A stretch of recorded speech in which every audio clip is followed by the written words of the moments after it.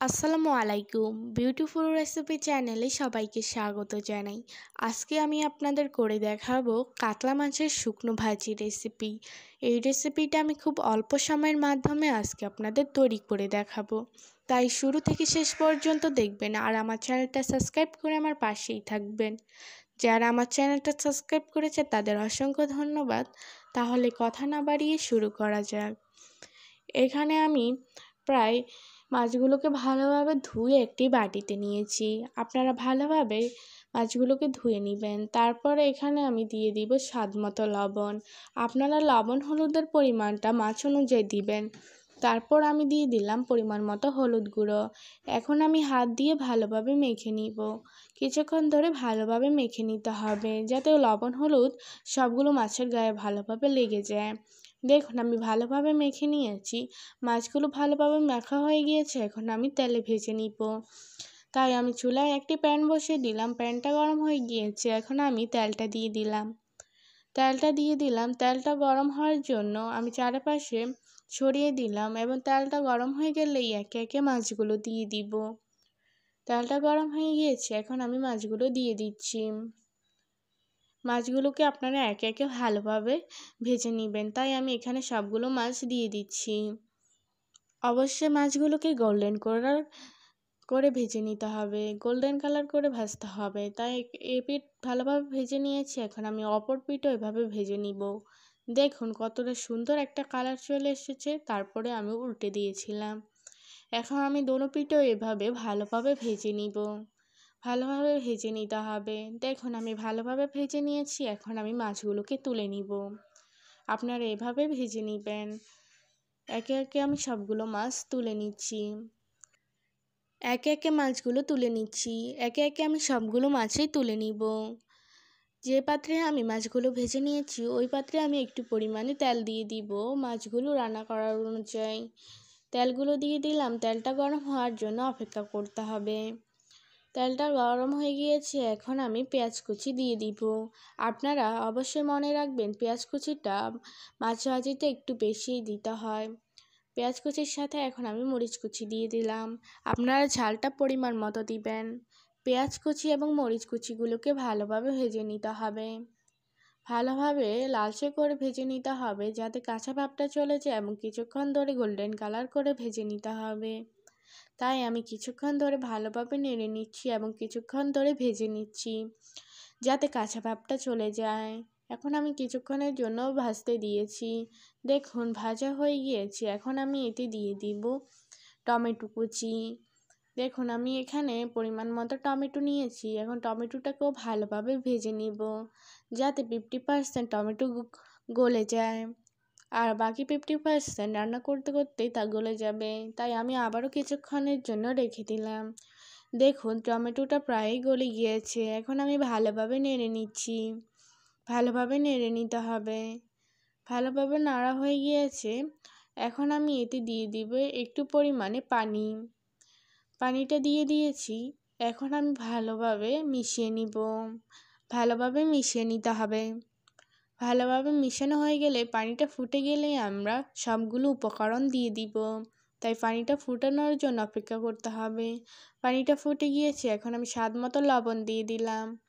তারপর দিয়ে দিলাম হলুদ গুঁড়ো। তারপর দিয়ে দিলাম জিরে গুঁড়ো। তারপর দিয়ে দিলাম ধনিয়ার গুঁড়ো। এগুলোকে এখন আমি ভালোভাবে মিশিয়ে নিব। ভালোভাবে মিশিয়ে নিতে হবে। কিছুক্ষণ ধরে এভাবে মিশাতে হবে। এভাবে আমি মেশানো হয়ে গিয়েছে, এখন আমি মশলাটাকে একটু ভালোভাবে কষিয়ে নিব। তারপর দিয়ে দিলাম মরিচের গুঁড়ো। আপনারা ঝালটা পরিমাণ মতো দিবেন। এখন আমি ভালোভাবে নেড়ে নিচ্ছি। আমি পরে মরিচের গুঁড়োটা দিয়েছি কারণ একসাথে হলুদ এবং মরিচের গুঁড়ো দিলে কালার চলে আসে না হলুদের। তাই আমি আগে হলুদেরটা দিয়ে তারপরে কালারটা চলে আসার পরে আমি মরিচের গুঁড়োটা দিয়েছি। দেখুন মশলাটার প্রায় পানি শুকিয়ে গিয়েছে এবং মশলাটা থেকে একটু পরিমাণে তেল বেরিয়েছে। তাই আমি ভালোভাবে নেড়ে নিচ্ছি। এখন আমি পরিমাণ মতো ঝোল দিয়ে দিলাম। আপনারা এখানে পরিমাণ মতো দিয়ে দিবেন। ঝোলটার সাথে ভালোভাবে এখন আমি মিশিয়ে নিব। ভালোভাবে মিশিয়ে নিতে হবে। পানিটা ফুটে গেলেই আমরা মাছগুলো দিয়ে দিব। তাই বলক আসা পর্যন্ত আমি ঢাকনাটা দিয়ে দিব। কিছুক্ষণ পর আমি ঢাকনাটা তুলে নিলাম। দেখুন বলক চলে এসেছে। এখন আমি ভালোভাবে নেড়ে নিচ্ছি। ভালোভাবে নেড়ে নিতে হবে।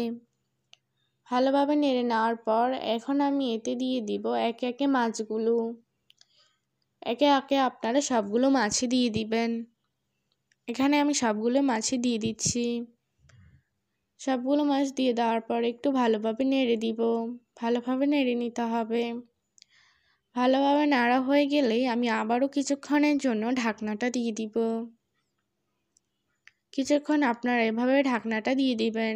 কিছুক্ষণ পর পর ঢাকনাটা তুলে নেড়ে দিবেন যাতে নিচে না লেগে যায়। দেখুন আমি ভালোভাবে ঢাকনাটা দেওয়ার পর আবারও ঢাকনাটা তুলে নিয়েছি। এখন আমি মাছগুলোকে উল্টে দিচ্ছি যাতে মশলাটা মাছের ভিতরে ভালোভাবে ঢুকে, এতে খেতে খুব ভালো লাগবে। এখন আমি উল্টে পাল্টে দিয়েছি। এখন ভালোভাবে নেড়ে নিচ্ছি। ভালোভাবে নেড়ে নিতে হবে, তাই আমি আবারও কিছুক্ষণের জন্য ঢাকনাটা দিয়ে দিলাম। কিছুক্ষণ পর আমি ঢাকনাটা তুলে নিব।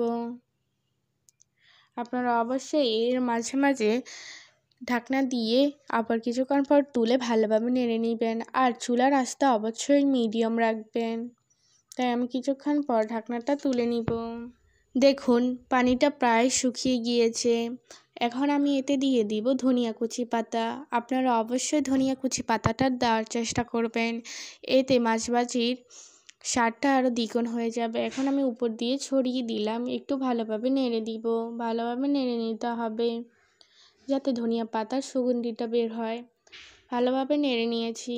এখন আমি আবারও কিছুক্ষণের জন্য ঢাকনাটা দিয়ে দিব যাতে মাছটা শুকনো হয়ে যায়, শুকনো ভাজি হয়। তাই আমি কিছুক্ষণের জন্য ঢাকনাটা দিয়ে দিয়েছি। কিছুক্ষণ পর ঢাকনাটা তুলে নিলাম। দেখুন পুরোপুরি পানিটা শুকিয়ে গিয়েছে। এখন আমি ভালোভাবে নেড়ে নিচ্ছি। দেখুন মাছটা দেখতে কতটা লোভনীয় লাগছে। আপনারা অবশ্যই এভাবে বাসায় ট্রাই করবেন। এখন আমি তুলে নিয়েছি। দেখুন মাছটা দেখতে কতটা লোভনীয়, খেতে খুব ভালো হয়েছে। এখন আমি একটি প্লেটে বেড়ে নিব। দেখুন মাছটা দেখতে কতটা সুন্দর লাগছে। মাছগুলো দেখতে কতটা লোভনীয়, খেতে খুব ভালো হয়েছে। আপনারা অবশ্যই এভাবে বাসায় ট্রাই করবেন। আর ভিডিওটা ভালো লাগলে অবশ্যই চ্যানেলটা সাবস্ক্রাইব করবেন। আর আমার চ্যানেলটা সাবস্ক্রাইব করে আমার পাশেই থাকবেন। ভিডিওতে লাইক কমেন্ট শেয়ার করবেন। ভালো থাকবেন, সুস্থ থাকবেন। আল্লাহ হাফেজ।